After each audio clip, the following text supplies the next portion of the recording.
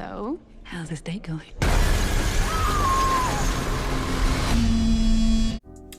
Welcome, chocolatiers. If you're brand new to the channel, go and hit that like and subscribe button. And with further ado, let's go and get started. So, last night I watched Drop, a new film from Christopher Landon, starring Megan Fahey and Brandon, whatever his last name is, whatever. This movie was awesome. You already know if you're a usual channel viewer. If you're not, I'm going to go in and re-explain it. I'm not a Blumhouse fan. I liked what they were doing with Halloween, then they took a toll. I didn't really like Five Nights at Freddy's. Black Phone I thought was good, but should have been way better. Imaginary was kind of crap, and it just goes on and goes on and goes. I can talk about this all day, right? And so lately, for whatever reason this year, they're we're going full out. So I actually liked The Woman in the Yard. I'm saying The Woman in Black. That's another movie. The Woman in the Yard. And then I really liked their show, The Bondsman, on Amazon Prime. And so here they are with this movie, which I actually think is a masterclass of how to do a thriller, how to build suspense, and everything like that. So, like I said, without further ado, let's go and get right into it. So Megan Fahey plays this character named Violet, who is going on this date, and you kind of learn that she was in some domestic abuse type of stuff, with her past relationship. And so she actually currently does that for a job. She talks to people. She's kind of like a counselor. And so she's got this son, and she's got this sister in her life. It seems like that's the only two family members that she has. So her sister comes back in to the mix, I guess you would say, to babysit the brother for the night because she is going on a date with Brandon.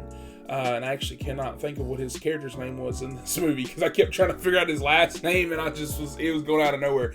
But anyways, so basically she's on this date, and while she's on this date, she's getting airdrops from this person in the restaurant. And not going over all the airdrops, but to boil it down, they basically are like, hey, we want you to kill your date.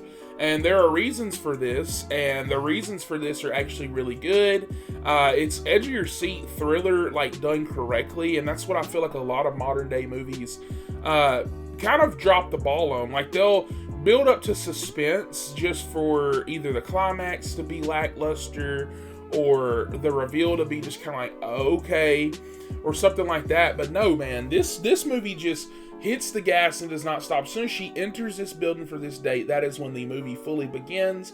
All your backstory and context is gone, and all hell breaks loose. The performances from Megan Fahey, I think that's how you pronounce her last name, are absolutely incredible. I'm a big Brandon fan anyways. I like 1923, stuff like that, but I just want to give her flowers where they're due because, I remember seeing her in White Lotus Season 2, and I might have seen her in something else. I can't think of it right now. But as far as in this movie, she does an excellent job. I would like to see her honestly work with more, not necessarily thrillers like this, but just movies type of like this. I think this is where she quite shines because, she's able to give this range of oh shit, something's going on. Where Brandon over here is okay, my date's kind of crazy.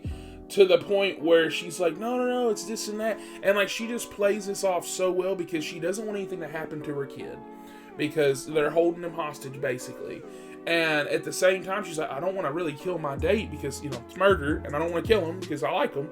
And, there's a lot of back and forth that she's going on in her brain. And instead of the movie just fully just telling you and just punching it through your head, she just conveys this feeling of, for example, whenever she tries to tell people in the movie and she learns that she can't, especially early on when she tried to tell these prom girls and she's trying to write it on her hand or whatever like that. It's just the way of how she portrays nervousness and can't really say it without saying it because clearly she doesn't want them to hear. And I don't know, man, it just worked for me in just a way that I feel like all thrillers should work, because thrillers also kind of bridge the gap of a horror film. because you want to build that suspense and that tension. And lately, horror films, the ones that are supposed to be serious for me, haven't been doing good at building that tension. And so, I really love that. I think that this movie is like I said, a masterclass in storytelling and everything it's trying to do, and writing and performances.